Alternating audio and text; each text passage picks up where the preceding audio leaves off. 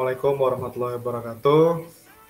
Pada kesempatan kali ini, kami dari kelompok 4 akan mendemokan hasil dari tugas kelompok final project untuk mata kuliah struktur data. Sebelum masuk ke materi, saya akan memperkenalkan siapa saja yang jadi anggota kelompok 4. Yang pertama itu ada saya sendiri, Rakan Diadani Rahmanto, dengan NIM 20113304. Kemudian yang kedua ada Zilais Mekaren, NIM-nya 20113312. Lalu yang ketiga ada Sandi Wildani Bahtiar, NIM-nya 20113333. Kemudian yang keempat ada Muhammad Abiyu, NIM-nya 20113346. Dan yang terakhir itu Bombong Nur Margoseto dengan NIM 20113358. Nah, di final project untuk mata kuliah struktur data ini, kami mengusung program aplikasi yang berjudul aplikasi antrian masuk barang. Materi pertama akan dijelaskan oleh saya sendiri.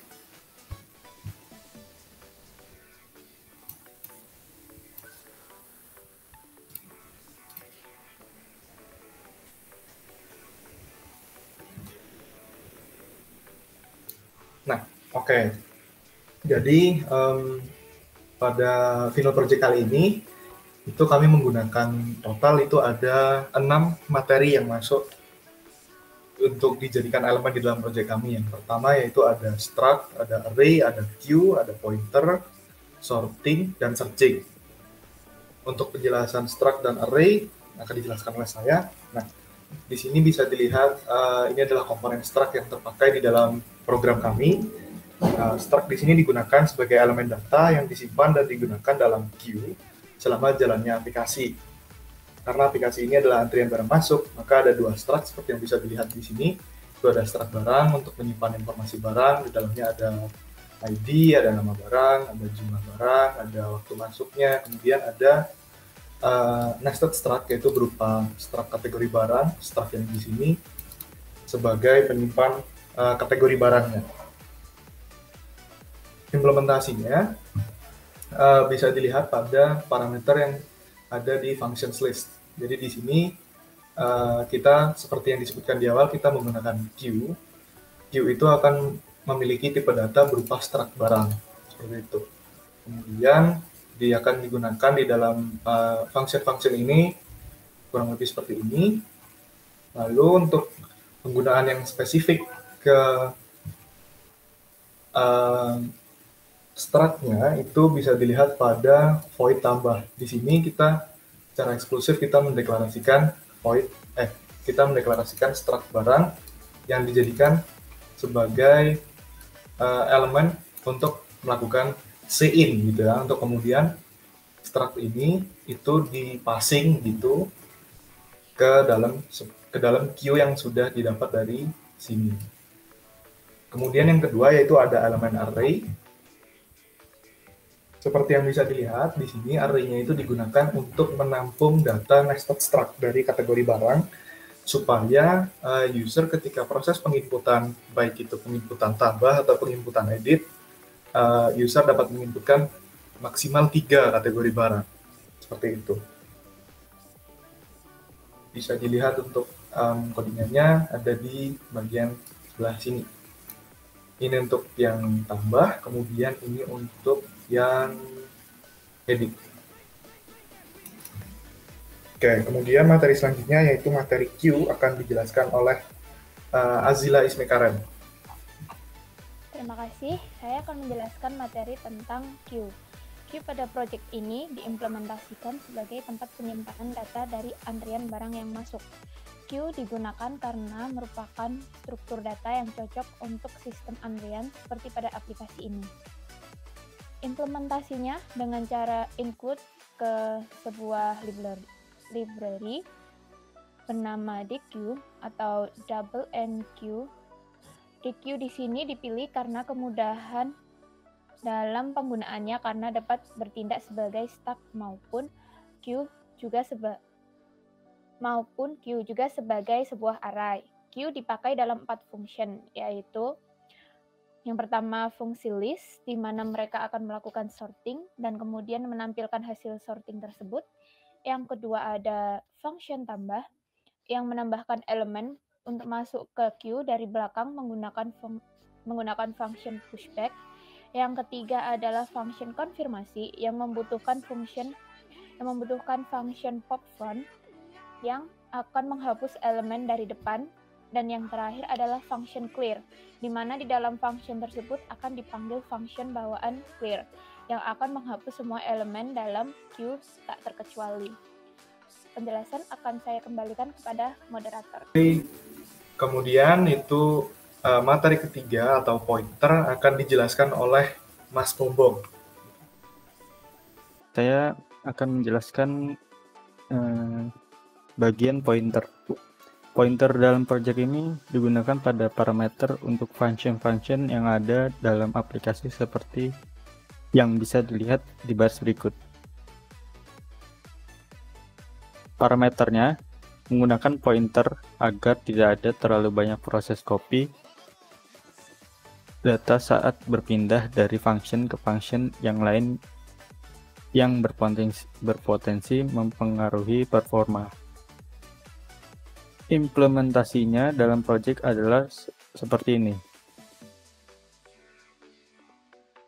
Awalnya, objek the queue barang masuk akan dideklarasikan pada inMain untuk kemudian digunakan oleh menu selector yang menerima alamat memori dari objek the queue barang masuk. Function-function lain juga sama. Cukup meminta lokasi memori dari objek the queue barang masuk dan objek tersebut sudah dapat mengakses function dan variabel yang tersimpan dalam objek barang masuk. Selanjutnya saya kembalikan ke moderator. Kemudian materi selanjutnya yaitu materi sorting akan dijelaskan oleh Sandi. Ya, terima kasih Mas Raka. Saya akan menjelaskan sorting. Sorting pada project ini digunakan dalam function list. Function list yang memiliki parameter berupa pointer ini awalnya akan menerima alamat memori dari objek the queue barang masuk. Setelah itu dilakukanlah proses sorting. Dalam project ini kami menggunakan bubble sort descending. Proses sorting diawali dengan melakukan looping hingga indeks I mencapai batas akhir dari size objek barang masuk, yang berfungsi untuk menentukan berapa kali proses sorting yang akan melakukan passing atau mengulangi proses sorting hingga tidak ada swap. Lalu di dalam for loop tersebut akan ada for loop kedua yang akan melakukan looping untuk selanjutnya dilakukan pembandingan antara elemen yang ditunjukkan oleh I dan elemen yang ada setelah indeks I. Nantinya, jika memang ketika dibandingkan jumlah barang yang ada pada elemen yang ditunjukkan oleh indeks I lebih banyak daripada jumlah barang yang ada pada elemen selanjutnya, maka proses swapping akan terjadi. Proses ini akan terus berlanjut sampai semua elemen sudah urut berdasarkan jumlah barang dari besar ke kecil. Sekian, terima kasih. Saya kembalikan ke moderator. Oke, terima kasih Mas Sandi. Kemudian ada materi terakhir yaitu materi searching yang akan dijelaskan oleh Mas Abi. Oke, baik. Di sini saya akan menjelaskan bagian searching. Searching pada aplikasi ini diimplementasikan pada function detail dan edit, di mana awalnya user akan diminta untuk memasukkan ID barang untuk kemudian dicari menggunakan algoritma sequential search untuk mengetahui apakah ada elemen yang memiliki ID barang yang sama. Implementasinya misalnya pada function detail adalah seperti berikut. Seperti yang sudah disebutkan di awal, user akan diminta memasukkan ID barang. Lalu akan ada for loop yang akan melakukan looping dari awal hingga akhir dari objek the queue barang masuk. Di dalam for loop tersebut akan ada if statement yang mengecek apakah elemen yang ditunjukkan oleh indeks I mempunyai ID barang yang sama dengan ID barang yang telah diinputkan oleh user. Jika ada ID barang yang sama, maka objek yang ditunjukkan indeks I tersebut akan ditampilkan pada layar. Dalam hal ini, maka akan mengeluarkan informasi yang tersimpan pada struct barang dan kategori barang. Dan jika pencarian selesai namun elemen yang sama tidak ditemukan, maka akan dikeluarkan sebuah warning bahwa elemen data itu tidak ditemukan. Pada function edit, alurnya kurang lebih sama. Hanya saja yang berbeda adalah action yang dilakukan setelah ditemukannya objek yang memiliki ID barang yang sama. Jika dalam function detail objek tersebut akan ditampilkan pada layar, maka dalam function edit, maka akan muncul form untuk mengubah informasi tersebut tersimpan pada objek dengan data tersebut. Oke, saya kembalikan ke moderator. Oke, terima kasih atas penjelasannya teman-teman. Sekarang kita akan masuk ke bagian demo aplikasi. Jadi yang pertama itu, ini adalah menu yang dapat dilihat pertama kali oleh user, gitu ya. Jadi nanti di sini user bisa memilih dia mau masuk fitur yang mana. Nanti kalau misalnya dia mau masuk fitur list gitu, dia tinggal ngetikkan angka 1, mau masuk fitur tambah dia tinggal ngetikkan angka 2 dan seterusnya. Misalnya yang pertama ini kita testing fitur tambah gitu ya. Nanti kedua ID barang pakai angka 1. Misalnya di sini itu tepung jumlah barangnya misalkan 10. Terus kemudian ada waktu masuk itu 2021, terus sekarang tanggal 11 jadi 0711.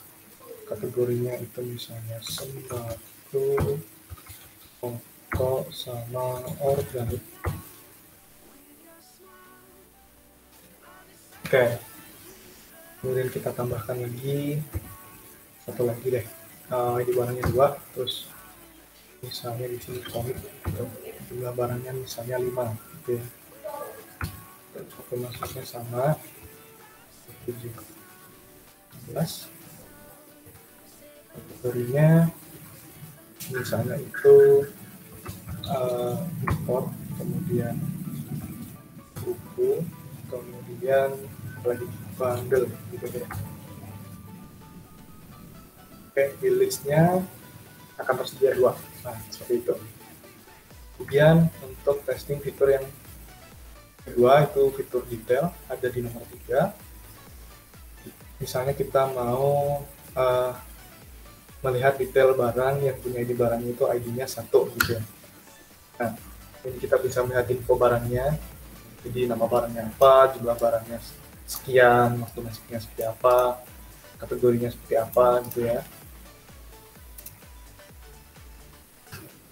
Terus fitur yang ketiga itu fitur edit, bisa klik angka 4 untuk masuk fitur edit. Fitur edit itu sama dengan fitur detail seperti yang sudah dijelaskan. Awalnya dia akan melakukan proses searching berdasarkan ID barang, ya. Misalnya kita mau ngedit ID-nya itu 1 gitu ya. Nah, barangnya misalnya tepung, jumlah barangnya misalnya ganti jadi jadi 3 deh. Dan jadi 3, terus waktu masuk kita tetap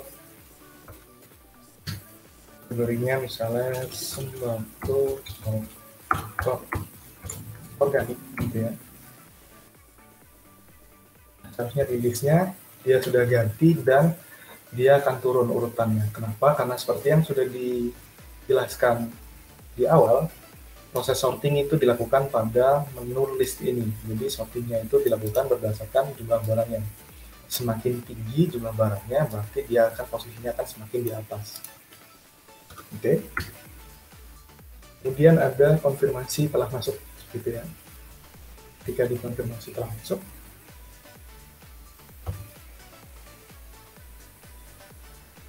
nah, oke, berarti seharusnya di list itu akan tersisa 1 barang saja. Nah, karena yang tadi di list itu awalnya yang tertinggi, yang jumlah barangnya yang tertinggi itu adalah komik, yang tadi itu kan jumlah barangnya 5 ya kalau nggak salah, jadi yang dikonfirmasi sudah masuk itu adalah yang komik itu tadi. Makanya kemudian karena dia sudah masuk, dilakukan proses yang namanya itu konfirmasi. Nah, akan dilakukan namanya proses pop from yang akan menghapus elemen yang paling depan. Akhirnya yang tersisa adalah elemen yang di belakangnya, yaitu elemen tepung, seperti itu. Nah, kemudian yang terakhir yaitu ada clear all atau menghapus semuanya. Kita bisa klik seperti ini aja. Clearing data. Oke. Kemudian ketika di list harusnya kosong. Oke. Kurang lebih untuk demo final project kami adalah sekian. Nah, terima kasih sudah menyimak dan mohon maaf jika ada kekurangan. Wassalamualaikum warahmatullahi wabarakatuh.